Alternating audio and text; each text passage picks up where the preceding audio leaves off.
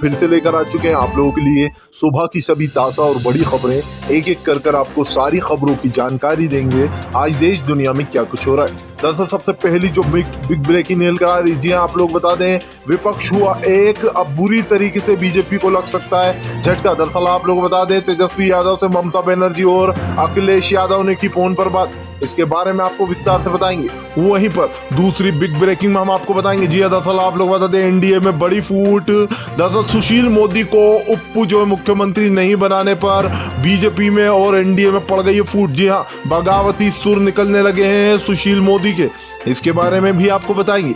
वहीं पर तीसरी बिग ब्रेकिंग में हम आपको बताएंगे, जी कुणाल कामरा ने बोला बड़ा हमला, कहा अपना ट्वीट डिलीट नहीं करूंगा, सुप्रीम कोर्ट से जो बनता है वो कर ले। जी हाँ, सुप्रीम कोर्ट कर रहा है बीजेपी की बात सुन रहा है, इसके बारे में भी आपको विस्तार से बताएंगे। वहीं पर अगली बिग ब्रेकिंग में हम आपको बताएंगे, जी हाँ, तेजस्वी यादव का बड़ा हमला, कहा बहुमत हमारे पास था, हम जीत रहे थे, बिहार की जनता ने हमें चुना था, लेकिन जानबूझकर चुनाव आयोग ने जो है यहाँ पर वोट गिनती में किया हेराफेरी कर जिताया है, जी हाँ, भाजपा को। इस पे बारे में भी आपको विस्तार से बताएंगे, एनडीए के बारे में क्या बोला है। वहीं पर अगली बिग ब्रेकिंग में हम आपको बताएंगे अखिलेश यादव का, जी हाँ, योगी पर बड़ा हमला, कहा अब नहीं दिख रही है जो है यहाँ पर स्वतंत्र। जी हाँ, जिस तरीके से यहाँ पर आप लोगों को बता दें, दरअसल अभी रिपोर्टर की मर्डर कर दिया गया उन्नाव में। जी हाँ, उन्नाव में एक रिपोर्टर का शव मिला है आप, और इसके चलते आप लोगों को बता दें, अब वो बड़ा हमला बोला है अखिलेश यादव ने, कहा अब नहीं दिखाई दे रहा जंगल राज, इसके बारे में भी आपको विस्तार से बताएंगे। वहीं पर अगली बिग ब्रेकिंग में हम आपको बताएंगे, जी हाँ, किसान संगठनों को मोदी सरकार पर बड़ा हमला। दरअसल आप लोग बता दें, 25-26 नवंबर को आंदोलन, कहा किसानों का आंदोलन बंद नहीं होगा, चाहे कुछ भी कर ले मोदी सरकार, जब तक के तीनों काले बिल वापस नहीं लिए जाएंगे, इसके बारे में भी आपको विस्तार से बताएंगे। वहीं पर अगली बिग ब्रेकिंग में हम आपको बताएंगे, जी हाँ, तेजस्वी यादव की सरकार बनाने की प्लानिंग चालू। आप लोगों को बता दें, ममता और अखिलेश भी साथ में, कहा अगली बार ऐसा ना हो, जगह जगहों पर वोटों की हेराफेरी ना हो। जी हाँ, क्योंकि आप लोग बता दें, बहुत ही जल्द जो यहाँ पर ममता दीदी के यहाँ भी जो चुनाव होने वाले हैं, इसको लेकर अब सभी लोग डरे हुए हैं कि हेराफेरी ना हो, इसके बारे में भी आपको विस्तार से बताएंगे।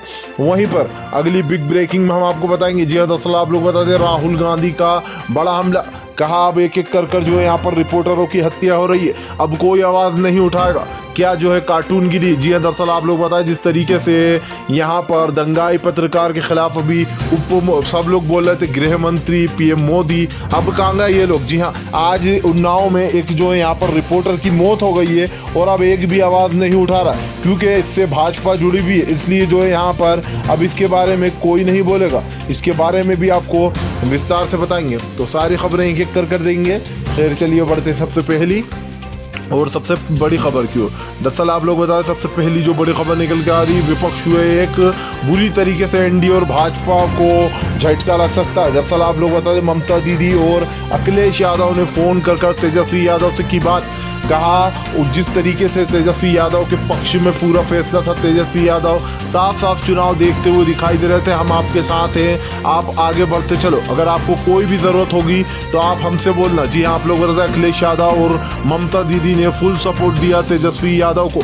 फोन पर हुई है तो बात आप लोग बता दें, दरअसल जिस तरीके से आपको पता ही होगा कि अब जो यहाँ पर चुनाव जगह जगह होने वाले, यूपी में भी होने वाले और यूपी के साथ साथ ममता दीदी के यहाँ पर भी होने वाले।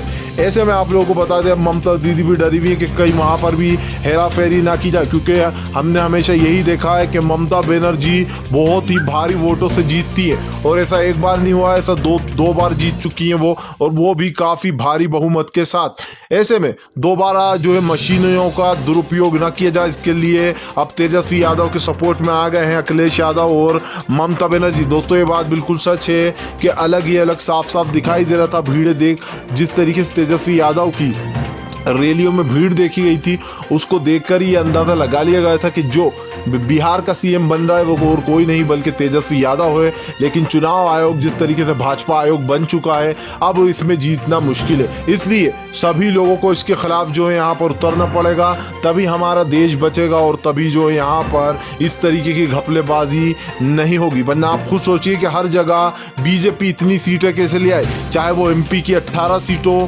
वहाँ पर एमपी में कोई वोट दे ही नहीं सकता था। शिवराज सिंह ने स्टूडेंटों के ऊपर लाठियाँ चलवाई, पंडितों के ऊपर लाठी चलवाई, जो लोग श्रद्धालु थे उन लोगों को पिटवाया गया। तो आप खुद सोच सकते हैं फिर उस बीजेपी को कोई वोट कैसे दे सकता है। खैर चलिए हम बढ़ते एक और अगली बिग ब्रेकिंग की तरफ। बता दें आप लोगों को अगली जो बड़ी खबर निकल कर आ रही है, सोशल मीडिया पर नंबर 1 पर ट्रेंड हुए तेजस्वी यादव। जी हाँ, कहा बिहार मांगे तेजस्वी यादव, बिहार मांगे सीएम तेजस्वी यादव। दरअसल आप लोग बताएं दोस्तों, सोशल मीडिया पर एक हैशटैग चलाया गया जिसमें तेजस्वी यादव नंबर 1 पर ट्रेंड कर रहा है। जी हाँ, तेजस्वी यादव को बिहार मांगता है, तेजस्वी यादव को सीएम, इस टाइप से जो है आप लोगों को बता दें हैशटैग चलाया गया और ये हैशटैग नंबर 1 पर पहुंच गया। यानी कि मोदी सरकार के खिलाफ आप यहीं पर देख सकते हैं कि एनडीए और बीजेपी के खिलाफ लोगों का भयंकर प्रदर्शन कई जगहों पर आप लोगों को बता दें बिहार में प्रदर्शन भी चल रहा है। और ऐसे में ये हैशटैग चलाकर लोगों ने साबित कर दिया है कि असली जो बिहार का पीएम है, जो ईमानदारी से जीता था, वो है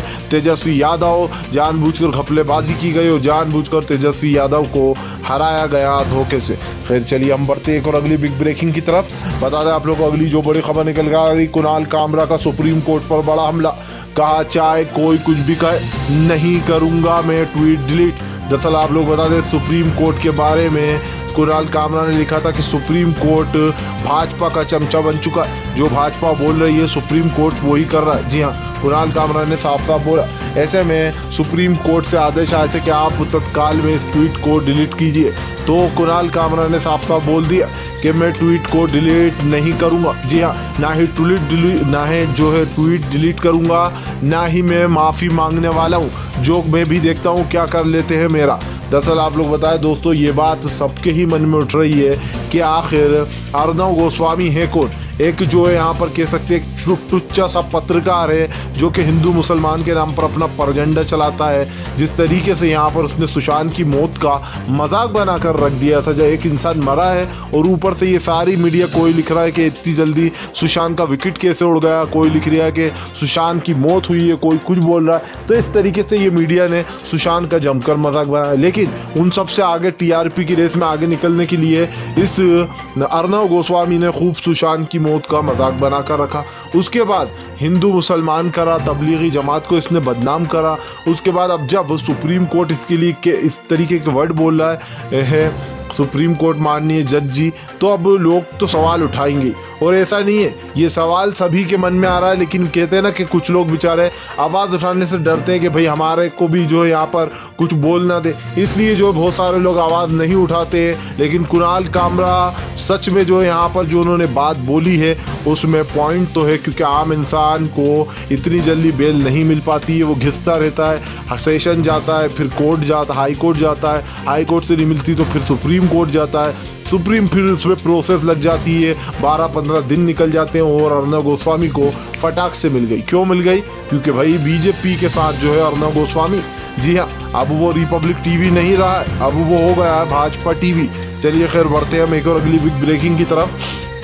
बता दें आप लोगों को अगली जो बड़ी खबर निकल कर आ रही, जी हाँ, दरअसल आप लोग बता दें अखिलेश यादव का बड़ा हमला। कहा अब किसी पत्रकार के लिए आवाज़ नहीं उठाएंगे लोग। जी हाँ, बीजेपी के लोग जो अभिव्यक्ति की स्वतंत्रता की बात करते हैं, कहाँ गए अब वो लोग।